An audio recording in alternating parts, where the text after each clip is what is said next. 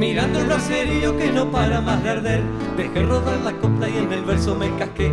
Chorreaba un costillar de oveja en la parrilla y el mate retosaba como pingo en la cuchilla. Cosa más parecida a los fogones que en la vida se apaga poco a poco, pero de ese ya esto abriga. Igual de tiro tienen los fogones y la vida, cuidando siempre el fuego que la brasa se termina. Bien, continuamos entonces el ciclo Pensar el campo en el Río de la Plata junto a Ernesto Agassi, el equipo de Fogón en Fogón, por las radios amigas, por supuesto, Radiográfica FM 89.3, por la ru.caster.fm y por la radio cooperativa.uy de Uruguay. Nos habíamos introducido en el siglo XXI, Pensar el campo, en este complejo siglo XXI, un mundo ya que discute en bloques. Y bueno, ahora la pregunta es, ¿para qué pensar el campo en este siglo? ¿Para qué nos sirve y de qué manera se mueve, Ernesto? Perfecto, bien. Es un gusto seguir desgranando esto, porque sí, nosotros veíamos este mundo que está todo interconectado. Ahora, al interior de nuestros países también estamos llenos de interconexión. Entonces, creo que nosotros tenemos que hacer una reflexión profunda para cambiar la manera en cómo pensamos los temas del campo. Muchas veces lo pensamos mal. Los problemas del campo no son solo del campo. Me parece que hay que hacer una reflexión de que en realidad es toda la sociedad la que tiene que reflexionar sobre el campo, sobre la industria, sobre los servicios, sobre la educación, sobre la salud, porque son problemas que nos incumben a todos. Porque nos podríamos preguntar entonces, ¿para qué la industria? ¿Quién va a resolver para qué queremos la industria? ¿Y qué tipo de industria? ¿No? ¿Para qué la ciencia? ¿La ciencia es un problema que la van a reflexionar solo los científicos? ¿O es algo que hay que reflexionarlo en toda nuestra sociedad? ¿Para qué el consumo? ¿Quién consume? ¿Y cómo tenemos que organizar esto? ¿Qué cosas tenemos que consumir? Yo creo que este tema es un poco más complicado porque no es un tema de tierra, ni de agricultura, ni de ganadería. Quizá esto es más de ciencias sociales, es más de ciencias políticas, es más de cómo organizar la economía, pero esto hay que verlo. ¿Para qué vamos a entrar en todo esto? Yo creo que este es un tema discutido en todos lados y aquí hay un asunto central de las reflexiones sobre el campo. ¿Se necesita el Estado? Aquí viene una pregunta que me parece que mucho de lo que se habla sobre los tributos o los problemas concretos que tienen las empresas o la situación que tienen los agricultores familiares o los trabajadores tiene que ver con la economía, ¿no? Y el Estado tiene que intervenir en estos asuntos. ¿Cuánto Estado tiene que intervenir?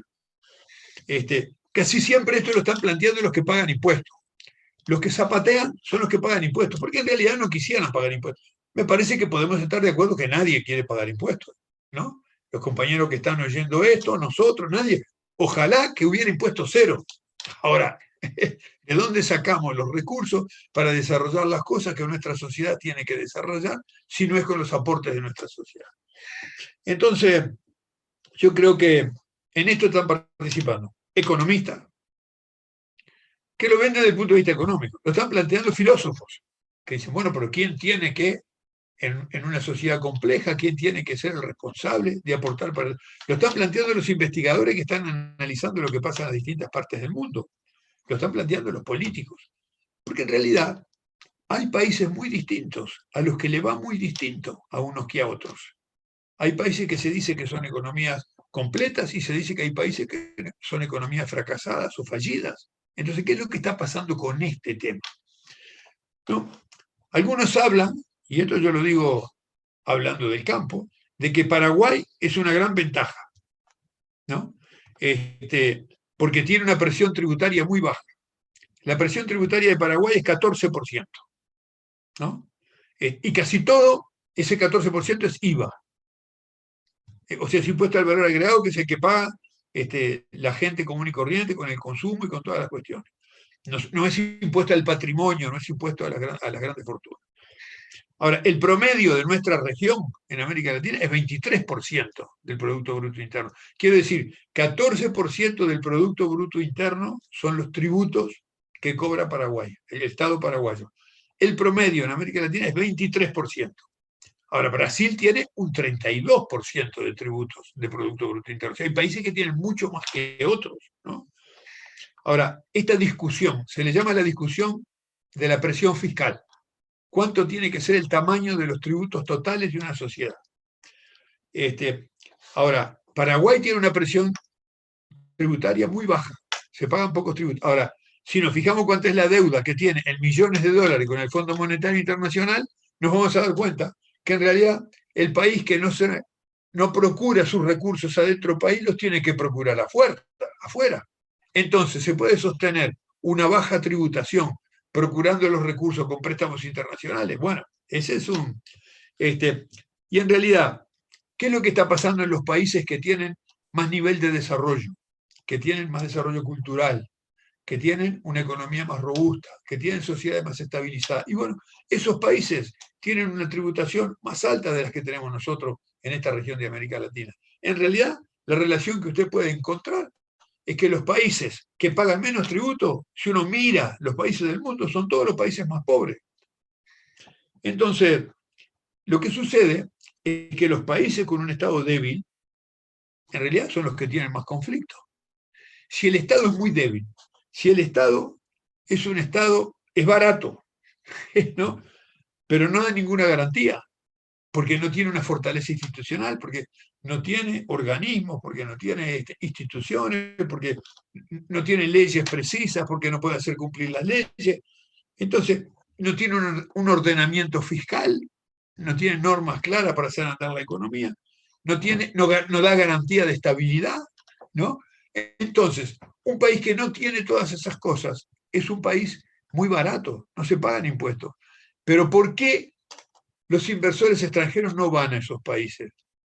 Porque no van a ir a poner miles de millones de dólares porque es más barato, y después ¿quién le garante lo que va a suceder en ese país? Después vienen revueltas, líos, cambios de gobierno, después le cambian los tributos, o sea, no tienen lo que se llama reglas de juegos estables. Así que me parece que este tema es importante al pensar una actividad, económica, porque en realidad lo que estamos pensando al hablar de esto es cómo se reparte la renta del país. Esa renta del país, cuánto va a los particulares, a los empresarios, a los trabajadores, y cuánto va al Estado. ¿Y qué rol tiene el Estado?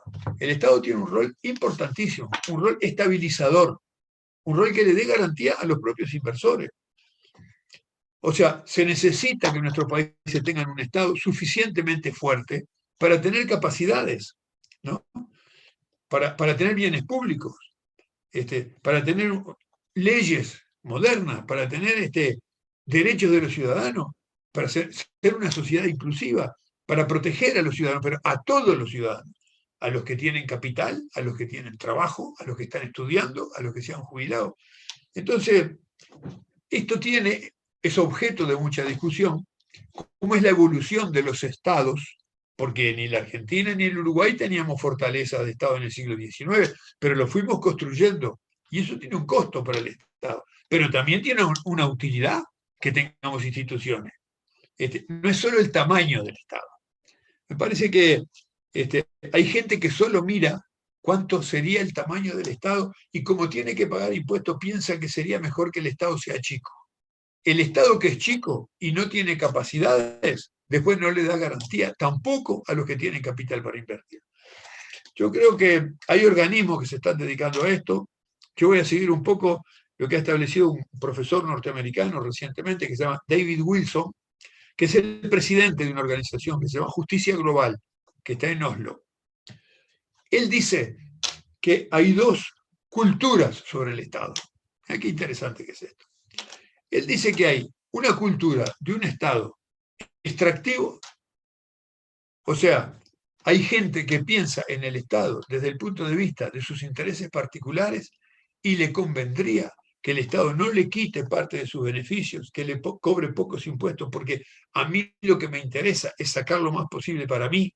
Entonces, del funcionamiento del Estado tengo una versión de buscar todo lo que a mí me conviene. Por eso le llama que esto es una cultura extractiva. Y hay países que tienen una cultura inclusiva, que el Estado tiene que cumplir un rol que satisfaga las necesidades de toda la sociedad y no hacer peligrar los intereses de unos en favor de beneficiar a otros. Quien sea, porque también se puede pensar que los salarios de los trabajadores sean todos muy altos y que los empresarios le arrancamos la cabeza con los impuestos. Sería como al revés de lo que normalmente pasa. Pero si hacemos eso, los empresarios no van a invertir para hacer andar sus empresas y al final los trabajadores se van a quedar sin fuente de trabajo. Es un tema bien discutible, ¿no? Ahora, ¿cuál es mejor? ¿No? Yo creo que cuando el Estado actúa como agente de un grupo económico, para favorecer un grupo económico, cuando extrae recursos, en realidad tiene que hacerlo reprimiendo, porque la mayoría de la sociedad no soporta que se traigan los recursos en favor de una minoría privilegiada. En realidad, ¿cuánto va a trabajar el Estado por el bien público? ¿Cuánto va a trabajar por hacer leyes que satisfagan a toda la gente? ¿Cuánto va a brindar servicios? Nosotros tenemos, creo que el ejemplo reciente de la administración en la Argentina del gobierno de Macri, que en realidad fue un Estado que actuó como agente en favor de un grupo económico muy consolidado, de grandes empresarios que giraban en torno a los Macri, padre, hijo, hermano, primo, y todas esas otras empresas, que en realidad la obra pública en la Argentina es una cosa importantísima. Entonces nosotros tenemos a Techín, tenemos a las empresas de comunicación. Ahora, si el Estado actúa en función de los intereses de sus agentes económicos, tiene que hacerlo haciéndole callar la boca a todos los demás, porque la gente va a zapatear, no va a estar de acuerdo que solamente ganen más plata los que tienen peaje, que solamente ganen más plata los que privatizaron el correo. Esas cosas van a pasar y la sociedad va a vivir en conflicto. Entonces, me parece que es lo que concluyen estos analistas norteamericanos. Ver solo el tamaño del Estado puede llevarnos hacia un Estado que no está capacitado para brindar servicios. Y cuando digo brindar servicios, hablo de todos los servicios. Hablo de las leyes, hablo de las normas, hablo de los equilibrios, del bienestar, ¿no? En realidad ellos tienen una frase que en esta institución la dicen, dice, no lloren por el tamaño del Estado, más bien miren quién lo controla. Yo creo que cuando nosotros hablamos de estos temas del agro, ¿no? De cómo pensar, de cómo pensar el campo en nuestros países, una cosa importantísima es para qué lo pensamos. Porque me parece que gran parte de las discusiones que hay en torno al campo son por este asunto. ¿Quién tiene que poner para quién? ¿Y en qué punto hay un país que es equilibrado, que cumple sus funciones con eficiencia y bien para toda la sociedad? ¿O en qué punto los que hablan en realidad están llorando para que le den más beneficios a ellos y no se atienda al resto de la sociedad? Es una conclusión de las discusiones que está habiendo en estos años, tanto en la Argentina como en el Uruguay. Yo creo que este es un debate del Río de la Plata, de qué Estado queremos construir entre todos, y en ese marco, cómo tenemos que enfocar lo que debe hacer el campo en nuestros países.